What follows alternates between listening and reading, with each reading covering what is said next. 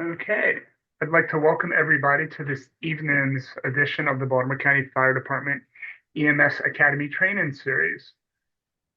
We have with us today Daniela Herrera. Daniela is a nurse practitioner, pediatric nurse practitioner with over 20 years experience. She obtained her Bachelor of Nursing from Georgetown University and later went on to complete her master's at the University of Maryland. She has worked at Johns Hopkins Children's Medical Center in Texas and is now at Children's National Hospital in Washington, D.C. Her pediatric experience is pretty wide and it encompasses trauma, general surgery, burns, hospitalist, and neuro-oncology. For the past 7 years, she has been practicing as an acute pain pediatric nurse practitioner at Children's National, where she leads the hospital's pain committee and is championing opioid stewardship. In 2019, she obtained her advanced practice recognition in pain management nursing from the American Society for Pain Management Nursing. And in 2021, she achieved her APP Core Value Award in commitment. I want to welcome Daniela here today. Her topic is going to be hot calls, management of the pediatric burn patients. Topics, sadly, that we see and have to deal with, but very important. Thank you so much for that introduction. I really appreciate it. So I just want to preface this with I do have a chat open. I'm not always the best at looking at the chat. So if you put a question in there, but it will be monitored. You are always more than welcome to also interrupt me at any point if you have a question or comment or a story you want to share even. But certainly we'll also have some time at the end of the presentation to go over some things. I'll also probably couple times throughout the presentation, just stop to see if there's any active questions and just give some time out. So feel free, again, interrupt me, not a problem. I won't be offended by any means. So we'll go ahead and get started. So this is our list of objectives for today. Super boring to read through, so I'm not going to, but we'll capture all of these points here today to make sure that we're covering all the information you all need and are interested in. So I do not have any disclosures of any sort, but I do want to provide a generalized just content warning. This presentation does include a lot of graphic images. Some of them are clinical, some of them are just pulled from sources, but it can be disturbing. So I just wanted to sort of give that viewer discretion as advised. This is a burn lecture, so you are going to see some pretty impressive burn images. So just letting you all know ahead of time. So let's start with just some basics information wise. So there's about 8,000 pediatric admissions per year. Of course, there's way more pediatric burns that are occurring, but not a lot of patients are actually getting admitted as much as they used to in the past. Of the 8,000 that are being admitted, there's about 50 of those that actually are reported deaths. Not a lot for pediatrics, which is great, but also we would love to continue to save lives if we can. What is the number one mortality reason for a pediatric burn death? It's going to be an inhalation injury, right? Those fires in a home. Most common burn injuries, though, in pediatrics is going to be scald burns, and that's about over 50% of our burns. But in our teenagers, we'll see the fire flame burns mostly. So these are the initial management that we want to cover. This is all American Burn Association, also BLS, your basic BLS, right? Your ABCDs, E's, you're stopping the burning. We're going to look at the types of burns and how to assess them the size-wise, and then also how to prevent some potential complications and some managements for transport. So let's get into types of burns. Scald burns, again, this is the number one pediatric most common type of burn that we're seeing. These are those hot liquids, right? The mom's holding her baby, she's drinking her coffee or her tea, and it spills on the baby, or the kiddo is heating up his ramen noodles in the microwave and then goes to pull it down and pulls it down all over his face and chest. So you'll see a lot of these also in bathtubs, may happen. And these burns can happen pretty quickly. Water temperature really only has to be, or the temperature of the liquid only has to be 120 degrees Fahrenheit, and it's less than 5 minutes. And a lot of homes don't even have settings of their hot water to less than 120 degrees. So it's just something to keep in mind, especially for bathtub burns. Next up, we have contact burns. These are the hot surfaces, right? Like your clothing irons, whether they got touched, the curling irons, any type of electrical heaters at times, or most commonly for our kiddos, it's the stove tops that they're getting and reaching onto. Of course, our flame burns, those are going to be our fires, campfires, fireworks even. Um, Electrical burns, not as common in pediatric patients, but you can see some high voltage exposures. Most common in our kiddos, it's going to be they were messing with the electrical outlet, like they put a bobby pin in there or something in the electrical outlet and got themselves electrocuted on their hands. Or we've even seen kiddos who will chew on electrical cords, and this is actually a photo of a child who had done that and caused a pretty significant burn and into the labial artery there. And then finally, we can also have chemical burns. Again, not as common in children, but it can be because they can get into all of these household cleaners that we have at home, and if they're not being monitored or if they weren't put up appropriately.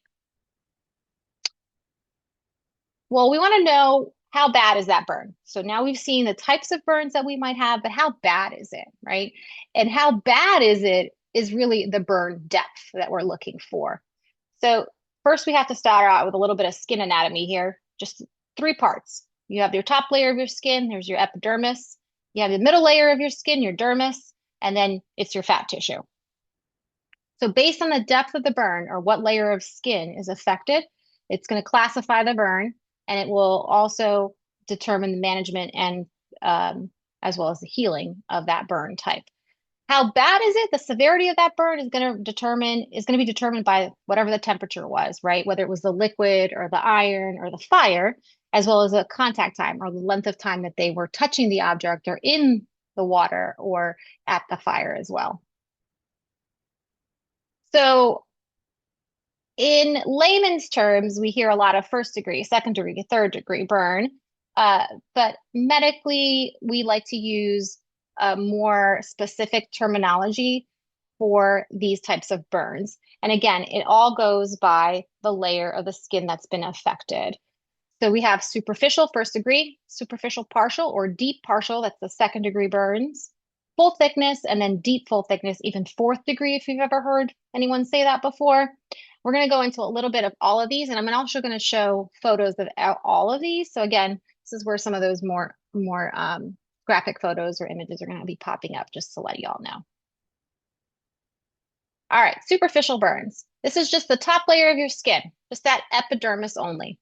This is typically like a sunburn, okay? It's just going to be red. It's easily blanchable. There's no blisters. It can be typically dry looking. These are actually pretty painful. I'm sure we've all had a sunburn at some point. Teach you a lesson to use your sunscreen. These can take up to even a week to heal, okay? And really, we just manage them topically, moisturizers, oral analgesics. A lot of the burns that we're seeing that will be coming into the hospital, you might see a superficial portion of the burn on the outer part of the burn, whether that's where they were contacting on their hand and skin. I'll even point out in some upcoming photos. So there are parts of even the deeper burns that may still have sections that appear to be just superficial. These do not require a patient to be admitted and typically can just be managed outpatient. Superficial partial thickness burn. So this is our first second degree type of burn, okay? It's the top layer epidermis and then the top layer of the dermis or the superficial layer of the dermis, hence the name, right? Superficial partial thickness. These are going to be pink red. They can look wet and moist. They'll blanch really easy. Typically, they'll have the blisters that may or may not have already popped. These are pretty painful because the nerve endings are just exposed. These can heal on their own in 2 to 3 weeks. Sometimes they can get a little tricky in whether or not we need to go beyond just regular wound care. Um, Debridement going to be required, so removing all that dead skin, all those blisters off to ensure that there's going to be proper healing as well as to be able to properly assess the burn. Typically, those don't scar up too much, and they can have some hypopigmentation in the long run, but over time, that pigmentation may return as well. It just really truly depends. This is just I wanted to just show you, this is pretty impressive. Sometimes we can't appreciate what a burn or how bad, right, the burn is, how deep is the burn, how big is the burn until we actually debride the burn or remove that dead skin, remove those blisters. So that's a photo of how the patient presented.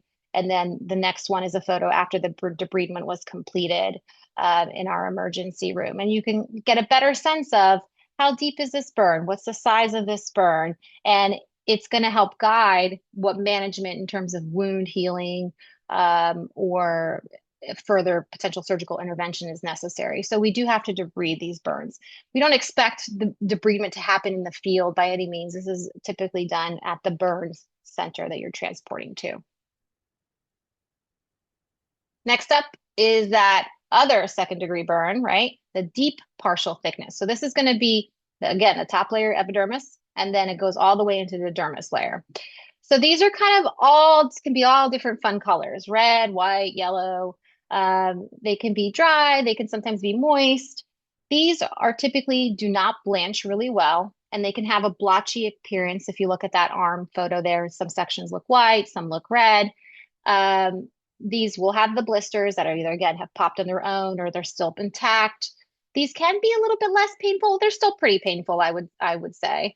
Again, debridement's going to be necessary. These are the types of burns that we really monitor very closely to see if they're going to be able to heal on their own, or if there's going to have to be further intervention like skin grafting. So these can take anywhere from 2 to 6 weeks, just depending on the type of burn and how big, how deep, all of that.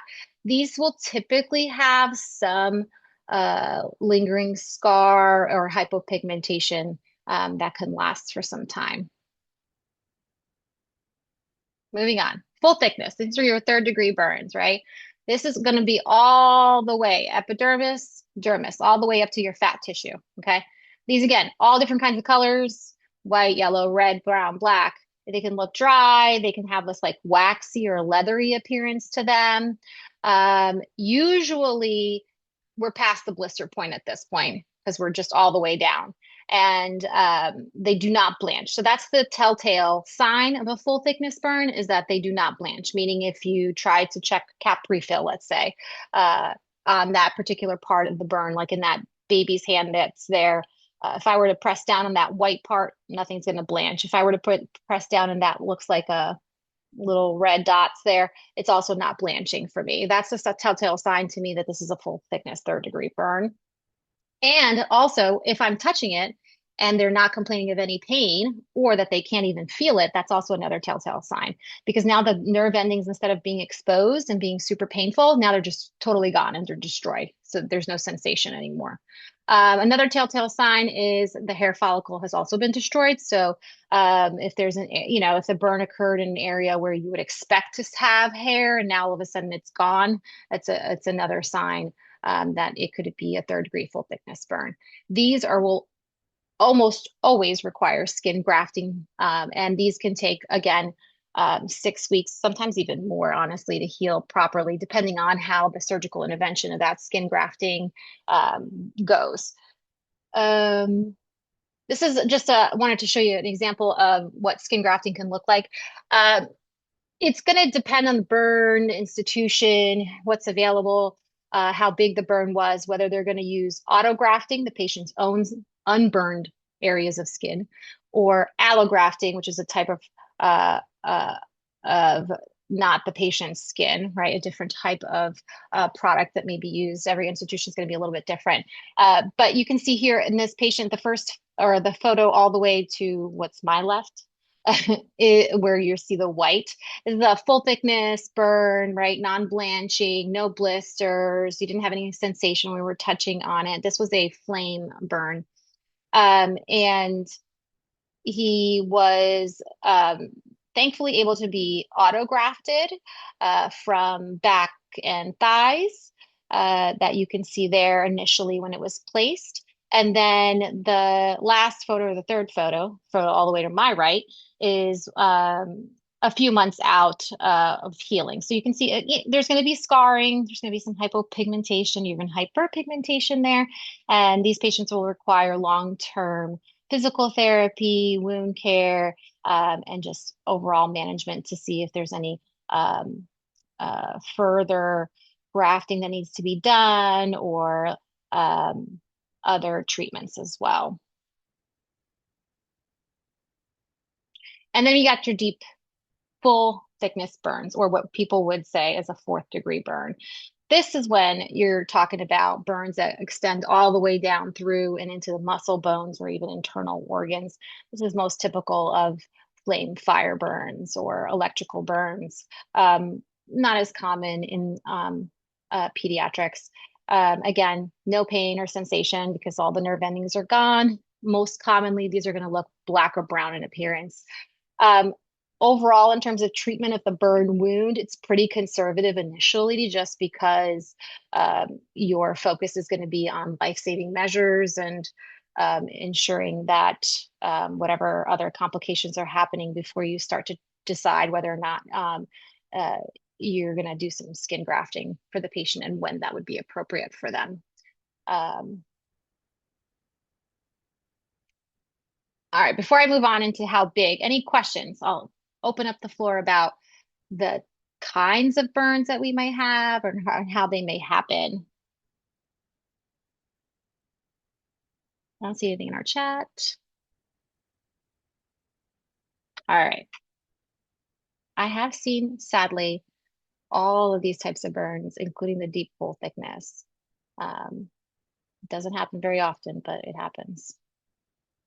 All right, the next most important thing is we want to know, now we figured out how bad it is, right? What kind of burn it is, classifying the burn. Now we want to know how big is it, or we want to estimate the size of the burn. So we'll hear TBSA or BSA, total body surface area or body surface area of the burn. That's the terminology that we're going to use for the size of the burn, okay? We're only going to think about the second, third, or fourth degree burns. We do not care about the first degree, the superficial burns, right? The ones that are only on that epidermis layer, those sunburns, okay? We don't care about that portion of the burn or those types of burns in estimating the size. Since we know those are going to heal on their own, we're not going to include that in our estimation of the size of the burn. There's lots of different tools that have been out there that are used to measure burns, but in the field, and the easiest way, and it's pretty darn accurate, is using the patient's palm. So the entire palmar surface of the patient's hand, okay, including their fingers, is 1%. All right. I highlight again the patient's hand, not your hand, not your colleague's hand, the patient's hand. So my hand could easily be 5% on a baby, right? So you're looking at the baby's hand, not your hand, okay? Again, super important. People, and I know it sounds crazy that I just told you that information, that people get this wrong all the time, okay? Patients will come in and they underestimated the burn because they were using their own hand all the time, all the time. Patient's hand, patient's hand, patient's hand. Okay. All right. Going back to some initial burn management steps, right? We want to stop the burning process. Got to stop the bleeding. Same thing. Stop the burning, stop the bleeding, stop the burning. Of course, you're going to stop the burning process if and when it's safe to do so, and then remove or extricate the patient from whatever burning process that may be, particularly thinking of like a fire. Then in order to stop the burning process, you also need to remove any of the burned, hot, even or wet clothing. Even diapers need to get removed, jewelry needs to get removed. All of those things need to get removed. Okay. And And then any chemical burns, you want to brush off the chemical first. Then we can cool the burn with some room temperature and cool water. So typically, you don't need to do this on your normal non-chemical burns, but if it is a chemical burn, you should brush off the chemical first and then flush it with some room temperature cool water, but no more than 10 to 20 minutes. Okay. Then you can just cover it. You don't have to do anything with the wounds. You don't have to pop any blisters. Leave the blisters. Okay. Leave the blisters alone.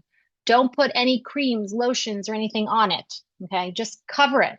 Just cover the wounds with any clean sheet or any dry, sterile dressings you may have available to you. Do not put ice packs on the wound. They can cause further tissue damage. Do not do that, please. Only water if you want to flush it or need to flush it. No ice packs. Also want to make sure we're administering any high concentration oxygen for those patients that may have been in those fires. Okay. Questions about some of those initial burn steps that you're looking for, right? As well as the type of the depth of the burn and the size of the burn. Hi, doctor. I have a quick question, real quick. Um, so for that one bullet point that says cool or flush the burn with room temperature water for less than 20 minutes, what would you recommend for EMS providers who typically aren't on the scene for 20 minutes? Would you still recommend cooling with water? You don't have to Or do this to a burn unless it's a chemical burn that oh, has gotcha. Okay. any dry chemical. You want to brush it off because you want to. So essentially, what you're trying to do is you're stopping the burning process. And if it's a chemical that's causing this burning process, and it's a powdery chemical, or you're unsure of what it is, brush it off first and then flush it with water.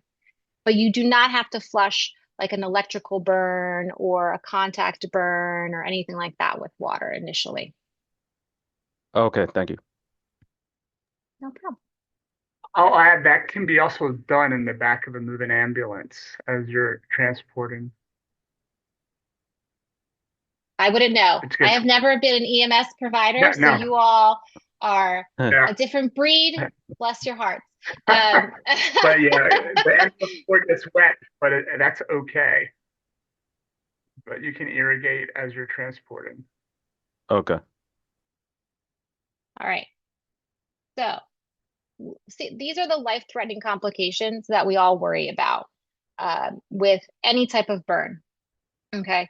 Airway is obviously going to be number one, but we're worried about any of those inhalation injuries and if there's any just generalized airway edema, even if it's not an inhalation injury specifically. And we'll get into that a little bit more. Also, hypothermia, just because there's going to be some rapid heat loss now that they've lost their skin barrier, as well as shock. Okay, they're losing because they lost their skin barrier. Now they're losing all of that fluid and they might go into hypovolemic shock as well. Okay, all of their little intravascular fluid is now leaking out because they don't have the skin. I'm looking at the chat. Sorry. So someone wrote some dry chemicals will activate when dampened, maybe making a burn worse. Any general guidelines for chemicals not to wet down? I'm not sure what the question of any general guidelines for chemicals not to wet down. I'm not sure what that question was, but that's a great point in terms of the dry chemicals could be activated when dampened. I am not familiar with all of the chemicals, but if you knew what the chemical was that the patient was exposed to, you could always read the directions off of the bottle or container to see what the next steps should be. And like Dr. Sagal also said, you can always call the burn center or the closest Yeah. center on the Plus, call and ask them. all fire engines carry the DOT chemical guides, and that's also addressed in there for exposures. So they can also easily consult. So the info is out there, it's available. You can consult. Someone can be looking it up in the DOT guide, as long as you know what the chemical is. So that information is readily found. And that will give you recommendations for exposures also. So the info is available. Someone also mentioned in the chat poison control and ERG book. Not sure what the ERG book is. That's the DOT. Ah, got it. All right, so moving on. Let's go through those initial management steps, which A, B, C, D, E. So A, of course, our airway. Maintain C-spine precautions just in case if you don't know what's going on or what had happened and you arrived at the scene. Start that oxygen if you can, if you have it available to you right away. Generally, we have a low threshold for intubating a burn patient with any airway compromise. There are some significant differences between an adult versus a pediatric airway that you should be cognizant of when you're thinking of whether or not you need to protect that airway, okay? Usually their tongues and their epiglottis are larger than adults. The airway is usually smaller and more anterior as well, and also narrow and more rigid. So they are actually at higher risk for airway compromise than, say, an adult patient. And therefore our threshold super low with protecting that airway if you can. Also, something to bear in mind is that your pulse ox could really be unreliable if there's been any carbon monoxide or cyanide exposure, which you should just assume so if they were in some kind of fire flame burn exposure, whether especially in a contained space during a house fire or other fire. Carbon monoxide has a high affinity hemoglobin, so you're going to get a false read on your pulse ox. It's going to say, 97%, and they're totally hypoxemic. They're not getting that tissue perfusion. And the same thing with cyanide. It blocks the cellular utilization of the oxygen, so you're going to get a false read on your pulse ox, okay? So you're just going to assume. If they were in a fire, just assume this, okay? So I mentioned low threshold for intubating, okay? These would be some of the reasons that you'd want to intubate. Those super large burns greater than 40%. If they have facial, oral, lip burns that are pretty extensive, any of the swelling, or if you're starting to see that swelling's happening pretty quickly, a risk for swelling, okay? If they're starting to have, or you're noticing that they're having difficulty swallowing, like if they're drooling, or their voice has changed, they sound kind of hoarse, or they have stridor. If they were in the fire and you're seeing soot on their nose or their eyebrows, their eyelashes, around their mouth, any of that, that would heighten your concern for inhalation injury, and that the airway is also involved as well. If you're starting to see any accessory muscle issue, respiratory muscles being utilized, right? Those retractions, a stridor that you will also hear or see, they looked panicked. They just looked worried. And overall, you are also seeing poor ventilation and oxygenation, okay? You're just going to go ahead and protect this airway right off the bat. B, breathing. Administer that 100% oxygen via a non-breather. Something to keep in mind are full thickness circumferential chest burns can also restrict ventilation. And these can happen without any neck, face, airway involvement, right? They can still have a circumferential chest burn that can restrict ventilation. Why? And then eschorotomy might be required. So let's talk a little bit about what an eschorotomy is. Eschar is just the dead, it's the name for the dead tissue, right? And that dead tissue or that dead skin is now inelastic. It's not going to move. So as the edema starts to form underneath the eschar of that circumferential burn around the chest, it's causing pressure, and that's impairing the tissue perfusion.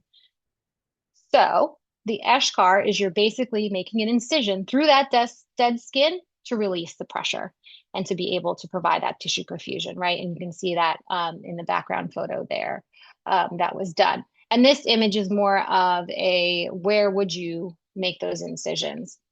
And again, because this is a full thickness likely burn that's causing all that eschar, that dead tissue is the full thickness burn, they're not going to have any sensation. So you can make an incision through that dead skin and they're not going to feel it. They're not going to have pain. So you don't necessarily need to administer any kind of pain medication or sedation Not saying that I wouldn't, but you know, in a jam, if that what needed to happen, that's what they're going to do without anything on board. If you didn't have any IV access, or let's say, um, uh, you can still perform the eschorotomy to help with your tissue perfusion, particularly chest burns for ventilation reasons. Going back to that carbon monoxide poisoning, again, most common with fires and at a fire scene. Usually those carboxyhemoglobin, excuse me, levels are going to be over 50% in that house fire. But those that are in the 40 to 60 range, they're starting to have loss of consciousness. In 15 to 40, they're having headaches and that nausea, the confusion, and dizziness. And smokers are 5 to 10. We're less than 5, typically, who are non-smokers. Cherry red lips is a common symptom that people will describe for carbon monoxide poisoning, but you actually don't see it that often. It's not actually happen very often. Dr. Sagal, yes, eschorotomies is not an EMS skill, agreed. But certainly something that if you're seeing a burn like this, that you're worried about that and you're having difficulty ventilating the patient, you can let the receiving center know that heads up, I think this patient's going to need an eschorotomy done. Just helps mobilize staff, I think. C, circulation. Our younger patients, our peds patients, are going to have a larger body surface area to weight ratio, which means that they're just going to have increased fluid losses over more of our adult patients. So you want to make sure you have that IV access because we need to replace some of those fluids. And fluid resuscitation that's early and adequate is going to be super key to not only the patient's general overall resuscitation, but also better wound healing in general. You want to make sure you're assessing for pulses, especially with any circumferential burns in that maybe in an extremity or around an arm or a leg, that kind of thing. Per the ABA, American Burn Association, fluid resuscitation for any burn patient must be aimed at maintaining tissue perfusion and organ function while avoiding the complications of inadequate or excessive fluid therapy. So basically, not too little, not too much, right? Great, thanks. So what's happening that we need to be so worried about, and we're so meticulous about the type of fluid resuscitation that we're doing for our burn patients? So as we mentioned before, we lost that skin barrier. So we're just losing all of that fluid. All of that vascular fluid is now just being, it's now permeable. It's all just leaking out. We're also going to have decreased cardiac output. And so overall systemic hypovolemia and just generalized third spacing is happening, right? All that swelling, all that fluid's going everywhere else. So for fluid resuscitation, the current recommendations are for burns that are less than a 20% total body surface area. Remember, a patient's palm is 1%. So 20 palms of the patient, if it's less than that, you can hold on fluids, okay? Again, don't include the superficial burns in that calculation, okay? If the burn is greater than 20%, then you want to start giving lactated ringers, okay? If the patient is an adult or over 15, you can give 500 mLs an hour up to 2 liters initially. If the patient is less than 15, you can do 250 ml boluses to keep that systolic blood pressure over 90, but it's only recommended if the patient is showing signs of shock. And when we say shock, it's really the hypovolemic shock, right? So hypotension, tachycardia, they're starting to have palpitations, chest pain, or even syncope, okay? If you have any concerns of whether or not you should, certainly the receiving center, you can ask their consultation on how much you should give, okay? Typically in the hospital setting, we're using the Parkland formula for resuscitation and just for more precision, but that's once the size of the burn has been really determined, they can proceed. The key piece is to just make sure you're keeping track of how much fluid you gave in the field and during your transport, because that number what you did in the field and what you did on transport is going to be taken into account in the overall fluid resuscitation of the patient uh, uh, when they're in the hospital as well. Why lactated ringers? So it's the crystalloid that's most normal, most like our normal extracellular fluid. Okay. Um, so it's the best option, but it might be an option that you may not have, or you might not have enough of it. So normal saline is acceptable, but normal saline has a high chloride contents, which can contribute to metabolic acidosis. And that's the whole point of the lactated ringers, is that the liver's metabolism of the lactate actually helps to balance out that acidosis for us. So if you have the LR on hand, that's your go-to if you can. Any questions about fluid resuscitation so far? Concern? Okay. I'm not seeing anything else in the chat there too. All right, going to D, disability. So really we're just looking to see, is the patient alert, awake, or are they only responsive to verbal or painful stimuli, or are they just completely unresponsive, right? You can also do your Glasgow Coma Scale and assessment on the patient. If there's some kind of altered mental status that really suggests some kind of hypoxemia of some sort, whether that's from the carbon monoxide exposure, cyanide exposure, or was there some other trauma, right? Were they in the house fire and they jumped out of the two-story building, from the second story, rather, the window, and they hit their head, lost consciousness, you didn't know that, and now they're awake, but they're not quite right. So maybe there was some trauma involved. Maybe there's some substance on board that you're unaware of, or maybe there are just some comorbidities impacting your ability to assess the patient that you're not aware of. Maybe they're a diabetic and they, didn't get their insulin or something like that that's impacting their mental status at that time. So ultimately, if our GCS is not 15, something else is going on, something else is wrong. And what is that? Okay. And then E, A, B, C, D, E, exposure. Again, removing all the clothing, diapers, jewelry, anything like that. You want to, but after you do all of that, of course, you want to prevent the hypothermia. So you're going to cover the burns with a dry sheet or blankets.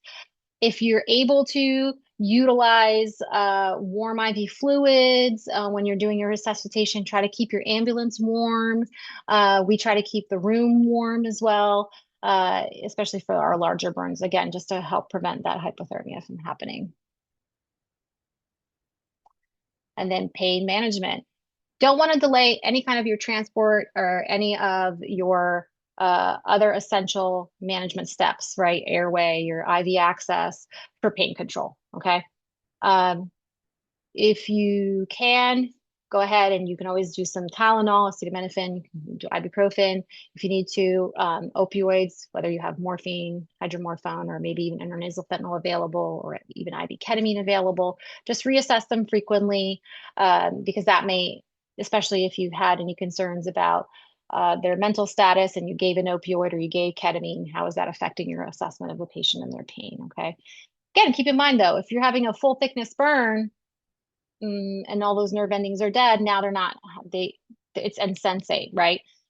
So maybe they don't really quite need an opioid at that point, and just focus on your other management steps for the patient. And then, of course, the one thing nobody wants to talk about, but we have to talk about because it can happen, is non-accidental trauma or abuse, non-accidental trauma, NATs. When a burn happens, we always want to know, when did it happen? Where did it happen? How did it happen? Who was there? We want to know the story, right? What's the story? How did this happen? So when you're hearing the story and you're looking at the burn, you want to determine as best as you can, did this match? Like, does the story match? Is this making sense to you? Is it consistent with maybe their developmental stage? Like if a parent told you that the baby, jumped into the bathtub, but they're not even like crawling or walking yet, that kind of a thing. Or was there a delay in seeking care? Like they call you, but they'll tell you that this happened 2 days ago, or it happened this morning even, and it's 8 p.m. Or we've had even patients actually disclose this what actually happened in the story. Okay. So what are some, if you're looking at the burn, besides the story, now what you're looking at the burn and what you're seeing, maybe you don't have a story, some potential indicators of non-accidental trauma could be just very clear lines of demarcation that you can even see in these photos, right? Or we call it like a stocking or a glove or a sock pattern, right? You can see those feet there, that arm, I think in this one too. Oh yeah, up to the knees, and this hand. I'll go back to this hand in a second. And especially if they're circumferential and then bilateral like this, you can be concerned about that. Also super concerned about perineal or burns to the buttocks as well in that area. If you recalled earlier on, I said that scalds are about 50% of pediatric burns, right? So most of these burns that you're seeing here are scald burns. Not all of them are scald burns. And basically, when I'm seeing, oh, sorry guys, when I'm seeing a demarcated line like this, that means that the child was likely held in the hot water. Because naturally, we would all react if the water's too hot, you would start to try to get out of the water, right? So you should actually, they could still have gotten burned if the water was just hot in general, but you would likely see some kind of splash pattern, right, of the burn. You wouldn't just see this demarcated line of their attempt to get out of the tub or what happened, right? So they were held in the tub, or this arm was held under hot water, okay? This baby's hand that you're seeing there, if you see those fingertips are spared, so that is because the child had their hand as in a fist, right? So they were in a fist and they spare their fingertips, okay? But this is a fisted hand that was held underwater. And then that perineal buttock is also a child that was held underwater, okay? As well. And that's usually what's happening, is why you're seeing those perineal and buttocks burns. There can be some sparing of the flexor creases. Like for example, the back, I can't really appreciate it in this photo, but in that leg burn there, the back of the knee is actually spared because they had their knee bent up. So these are just some clear signs of potential non-accidental trauma. So if you're seeing this and you don't even have a story for the burn, or the story doesn't match, you should have a heightened sense of potential non-accidental trauma, okay? And these should definitely be going to a pediatric burn center, regardless of the size. So that's exactly what we're going to talk about now. Burn center referral criteria. So when should they be going to the burn center? Okay, any burn that's greater than 10% partial full thickness. Remember, we don't really care about your superficial, your first degree, your sunburn.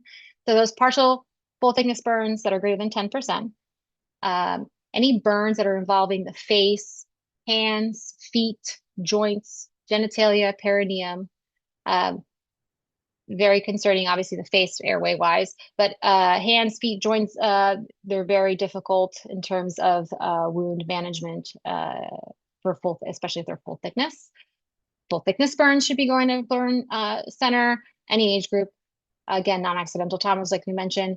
Electrical, chemical, or inhalation burns should also be going to a burn center. Just electrical, chemical, and very not common in pediatrics, so definitely need to go to a burn center. Circumferential burns, super concerning because we want to make sure that we're maintaining tissue perfusion, worried about their circulation with those. Patients that might have any pre-existing medical conditions that could complicate whether it's their management, recovery, or just overall affecting their mortality.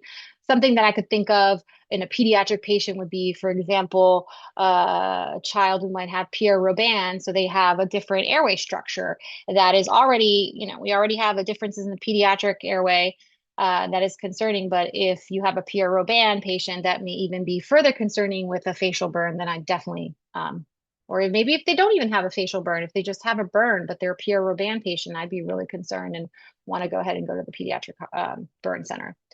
And then if they've had other trauma, but the burn injury appears to be the greater issue or the greatest risk of morbidity or mortality, then you want to go to the burn center.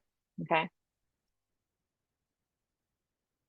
So from a transport perspective, notifying the receiving center as soon as you can or as soon as possible is always best. That way you can always ask any questions you might have in terms of initial management, especially depending on how long your transport might be. If your transport's going to be over 30 minutes and you have availability to fly, want to consider that. If it's greater, and also if it's greater than the 30 minutes, you want to ask for medical consultation during that time just to see what management you can accomplish in those potential 30-minute trip. And during this time frame, you also want to make sure you're just monitoring that airway closely. Chemical burns should probably go to the closest hospital first for decontamination before you go to the burn center. Okay. If the trauma is greater concern than the burn, then you should go to the closest trauma center. And so for us here in Maryland, it's going to be either Hopkins, or if you're down in closer to the DC area, you can come down to Children's. The pediatric burn centers, again, patients that less than 15 years of age, it's Hopkins, Children's National in DC. And then you can even do St. Christopher's in Philadelphia, depending on your location. Likely, you want to call Hopkins first and see, just to make sure that they can accept the patient. Otherwise, we've had some issues where like you'd had to divert patients, and they would refer you either to go to Children's National or St. Christopher's Hospital could be another option as well in Philadelphia. Those are the closest, less than 200 miles, pediatric burn centers to us. Questions about transport before I go into some fun time, more interactive time? Hello. Hi. Hi. I work for Portuguese County as a medic. My question is, what is the thing you see that doesn't happen the most for transport? So, like, what's the pre-hospital care that you feel like we forget or tend to look over the most? Oh, that's a difficult question to answer, I would say. Oh, sorry. No, it's okay. I would say I think that from an airway perspective, we've had some issues where maybe it wasn't an inhalation injury, but there were facial burns or neck burns, and they just swelled up really fast, and the airway just wasn't protected. So I think just reiterating that low threshold for intubation, ensuring that we have IV access to and starting fluids is also, I think, another key one. I think like I mentioned earlier before, sometimes those burns are getting not estimated correctly. But as much as I stress the importance of knowing the size of the burn, I think that that's not necessarily a management piece that is so critical versus airway and access, right? Your IV access, I think, are two that we have seen be issues in the past. Speaking Okay, as thank an you. anesthesiologist on that one, yeah, that early airway management, because when it swells quickly. Mm-hmm. Airways are lost quickly. So if you think they might need to be intubated, you see a little heat injury in their mouth or soot, just intubate them. It's easy to extubate if they don't need it, but it can get really hard a half hour after the initial injury to get the tube in, and they might end up with an emergency trach. So And then early when you air, guys are referring to the airway intubation, are you excluding eye gels or wanting the preference to be like the ET tube? Whatever Or you does it got. endotracheal matter? tube. Oh, yeah, sorry. Yeah, But whatever you endotracheal have tube. to protect that endotracheal tube, yes. Whatever you have available to you to protect that endotracheal tube um, is going to be, no one will fault you for intubating that patient, or they shouldn't, is what I should say to you. They should never fault. If you were concerned, if you saw that, like Dr. Sagel mentioned, when those facial burns, when they swell up fast, and it happens Yeah. fast. So, and we have had cases where think the patient looked okay at the field, but during the transport is when it happened, and they just got into trouble during the transport and ventilating the patient, being able to ventilate them properly. So just protect your airway. Okay. Thank you. Yeah, thanks for asking. Any other questions before I go into a story? My story? One of my stories? I have many stories, but this is just one that I'll share. All right, your turn. Here's the fun part. This is where you all can, I would prefer that you just interrupt, but you're also more than happy to use the chat if you want, because now I'll be able to look at it a little bit better and monitor that. All right, this is a real patient that happened several years ago, but he's a 10-year-old male. He's about 45 kilos, no past medical history, no meds. Otherwise, vaccinations are up to date, and allergic to penicillin. So he was in Hyden, Pennsylvania. He was with his family. This is Memorial Day weekend, and they were around a campfire in their backyard.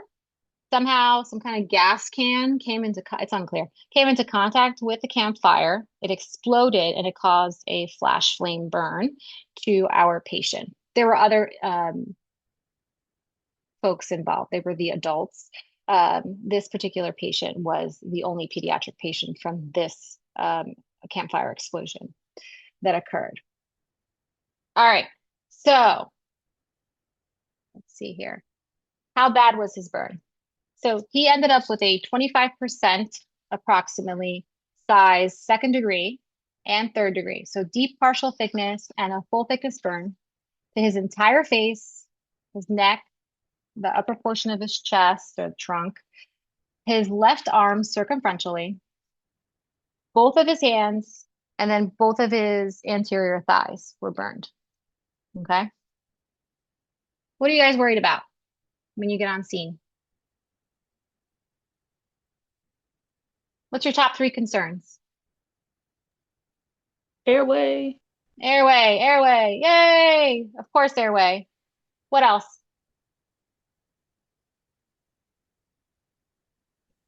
Hypothermia and Anything else? fluid loss. Yeah. Circulation to the skin, that was a good one. Especially that left arm circumferentially, right? Because it's a circumferential burn. I'd be worried about that. I saw shock. Good. Good, good, good. All right.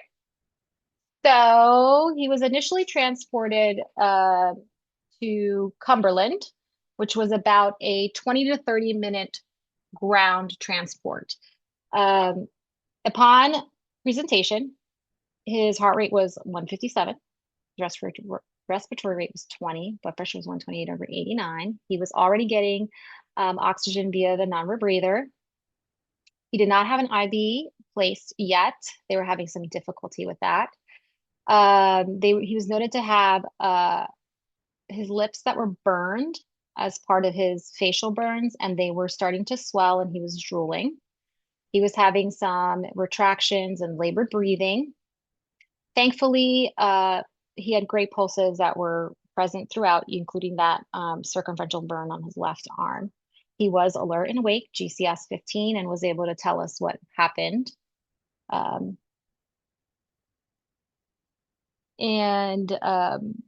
What about these vital signs?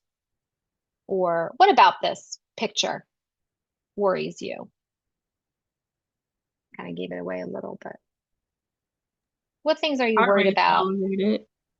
Right, tachycardic. Okay, what else? How old is this kid? 10 years old. 10-year-old boy. Campfire exploded. 25% burn. We have no IV access. Oh, Oh, the somebody wrote drooling. Oh, breathing is compensating. labored and retractures. Compensating. Good. Blood pressure. Good.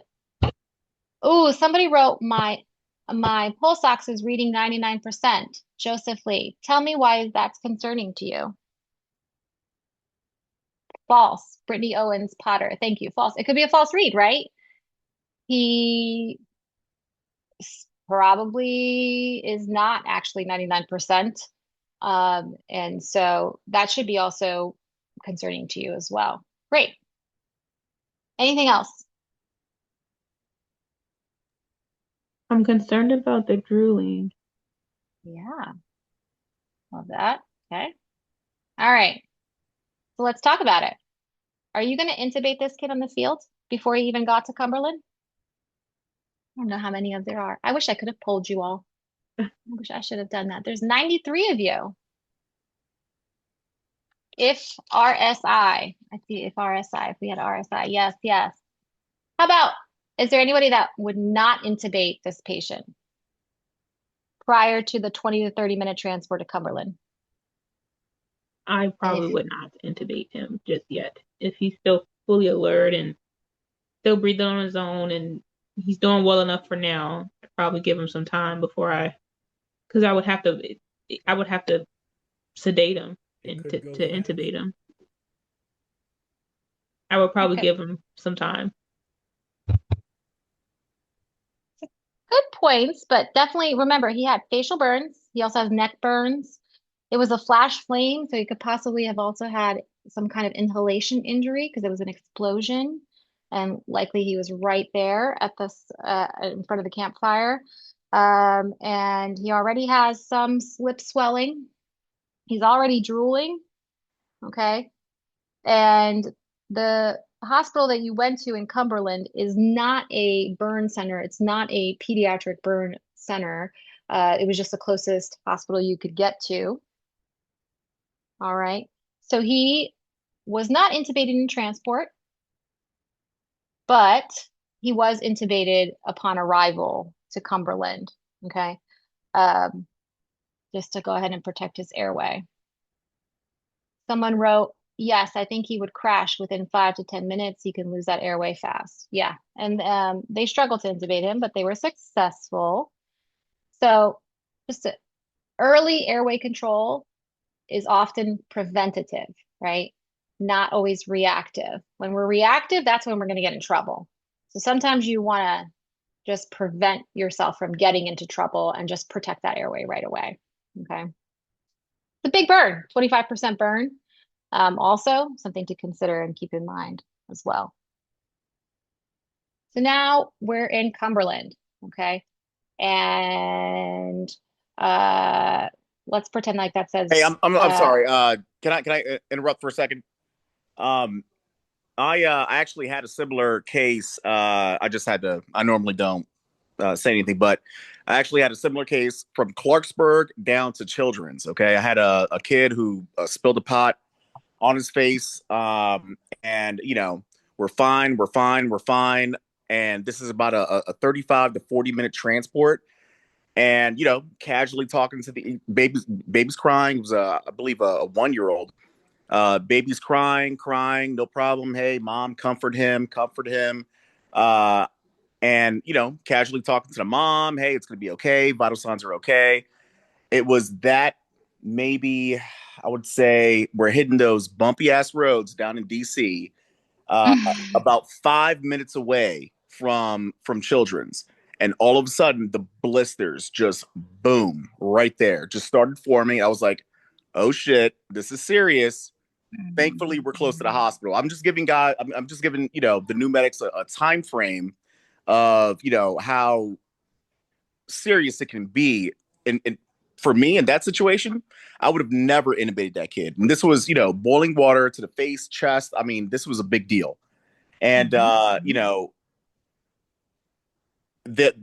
blisters did not form right away on the face. On the body, yes, they were visible, but on the face, no. They started to form as soon as maybe we were 5 minutes away. So I would not personally intubate that kid. I would not sit there and measure do all the medication measurements.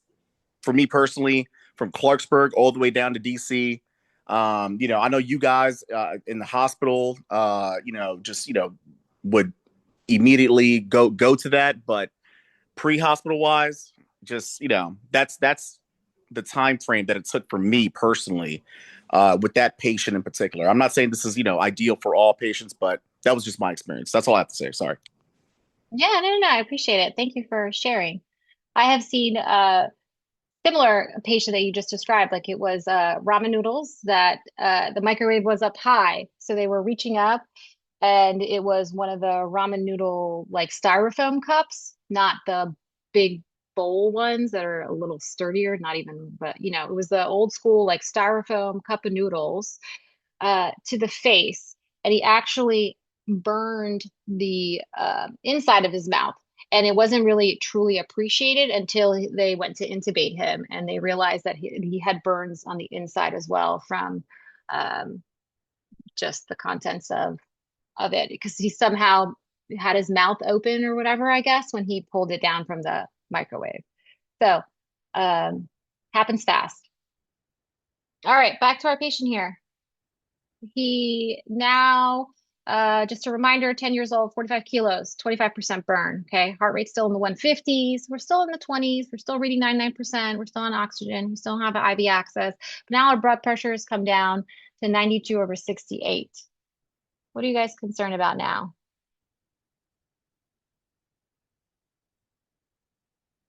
Anybody? Tachycardic. Now it looks like he's starting to get a hypotensive. Hypovolemic shock, right? Right. He's a lot sicker than the last one. Blood pressure is low. Yeah, and we still don't have an IV. Yeah. So what do you guys want to do? Shock uncompensated. Yeah, good. Good. Get an IV if we can. Get him Yes. started on some fluids. Yes, yes, yes, yes, and yes, yes. Okay. Just get those 2 large bore IVs if you can. Go big or go home. Just get what you can, but the bigger the better. And then, of course, now let's talk about fluids. Okay. So for him, 25% burn. He is a 10-year-old. We're thinking, it looks like most of us are thinking that we're concerned about hypovolemic shock. Okay. So what kind and how much fluid should we give him? Anybody? He's getting lactated ringers, but my math is kind of slow. That's okay.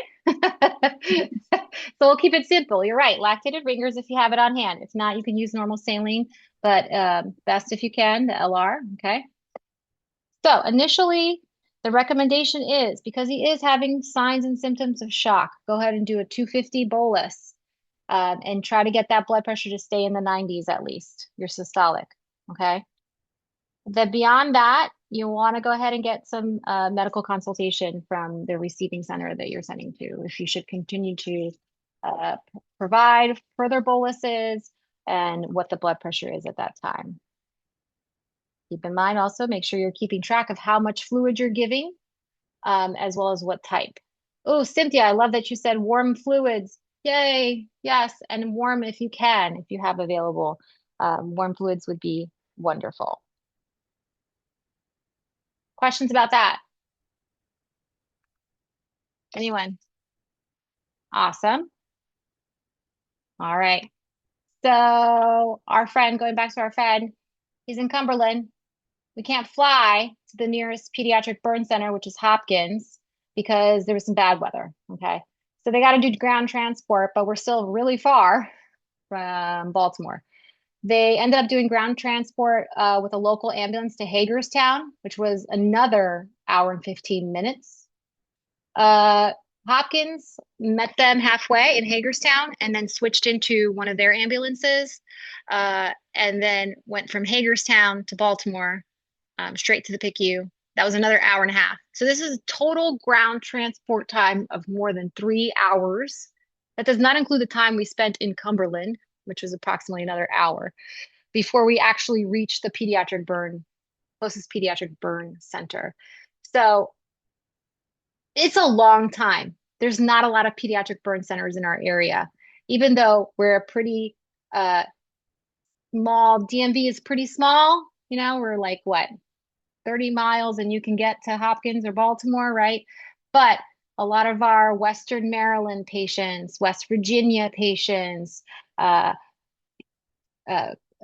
Pennsylvania, even we've even had a couple of from Delaware.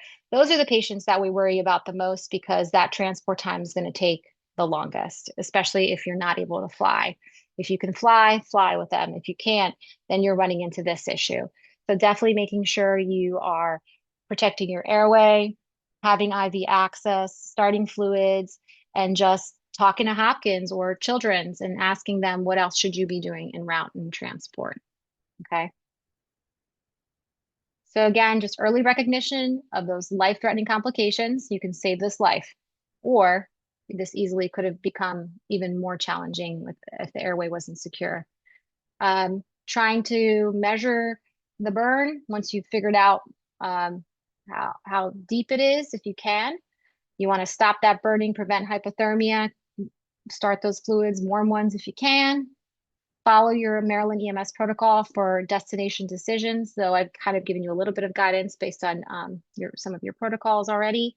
And then once you get to the receiving center, you want to try to provide as much details as you can about what you did in transport, especially the fluid resuscitation, as well as in the field, what the story was. How did this happen? What happened? Especially if you have concerns with NAT or non-accidental traumas. All right, thank you, everybody. This is actually the patient we talked about. Ended up having to get trached. Innovation was successful, but just because of for management of all the burns, and it was a long ride, but ended up doing really well. And full recovery, was able to be decannulated in the long run. And these are my references for y'all. And I am happy to take any questions, share any stories, concerns you might have as well, or as feedback for future burn presentations you would like to hear more about. I do have a question. Yes. And it's probably telling of my limited time as a paramedic, but do you do classes for RSI or sedating pre-hospital for pediatrics? I do not know the answer to that question personally, and specifically for Children's National. I don't know about Hopkins anymore. I would have to look into that for you. Not sure.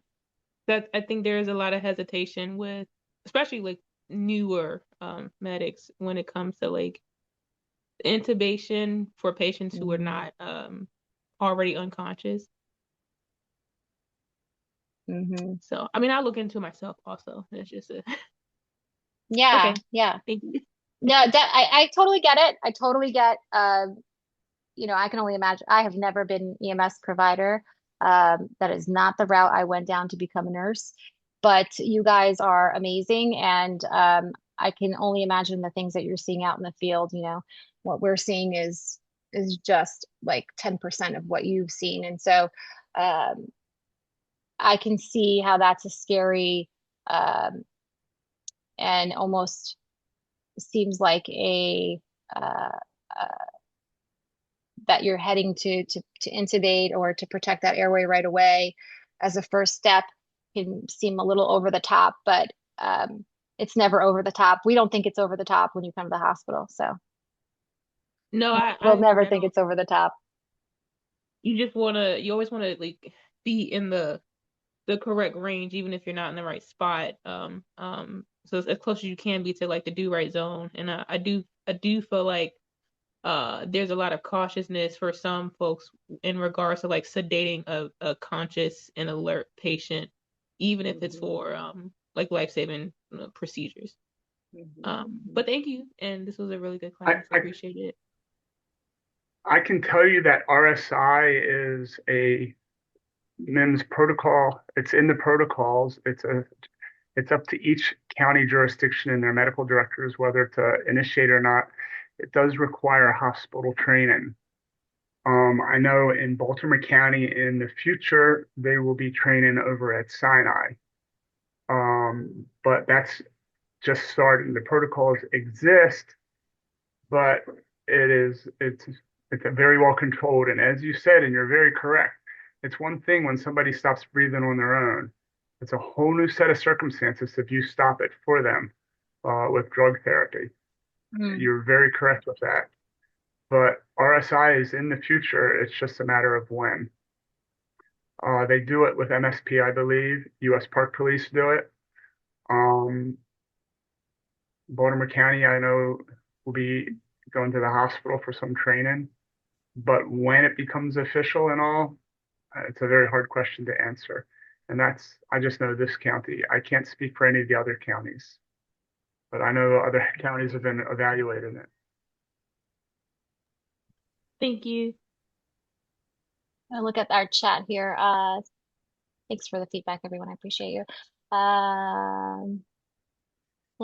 Jay Clements, as a former camp counselor long ago, please talk about marshmallows stuck to the face. Oh my, tell me that story. I haven't had one of those.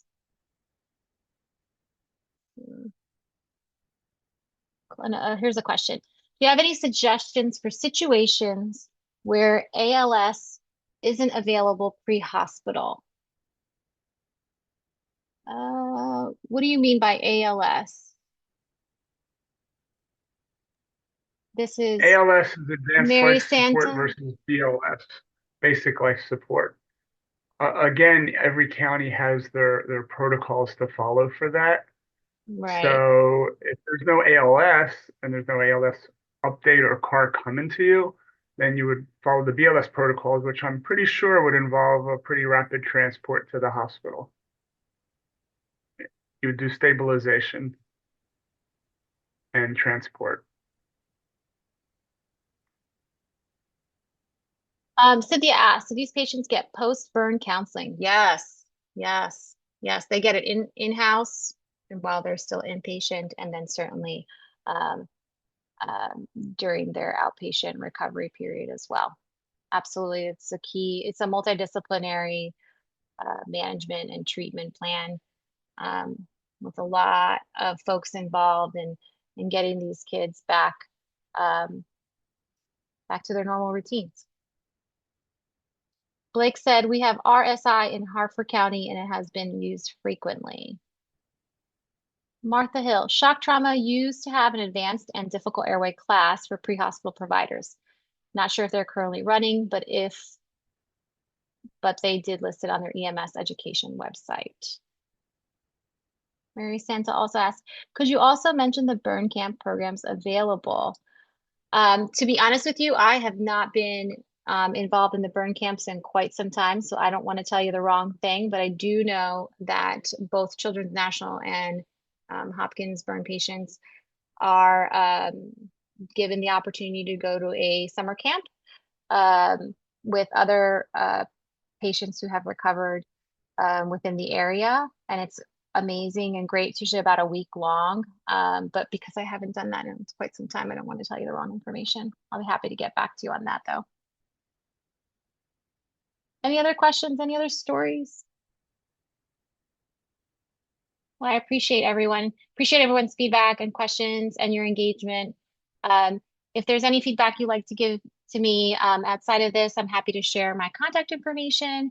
Or if you have any other questions also that you'd like to share as well, or want to chat about, feel free to give me and send me an email. And happy to give you guys some time back. 8:15, yay! And I hope you guys all enjoy your evening and have a happy new year. Thank you so much for an excellent presentation. It was very well put together. Thank you again. It's something that's necessary to learn. It's incredibly sad to see, but it's very pertinent to the work we do. Thank you.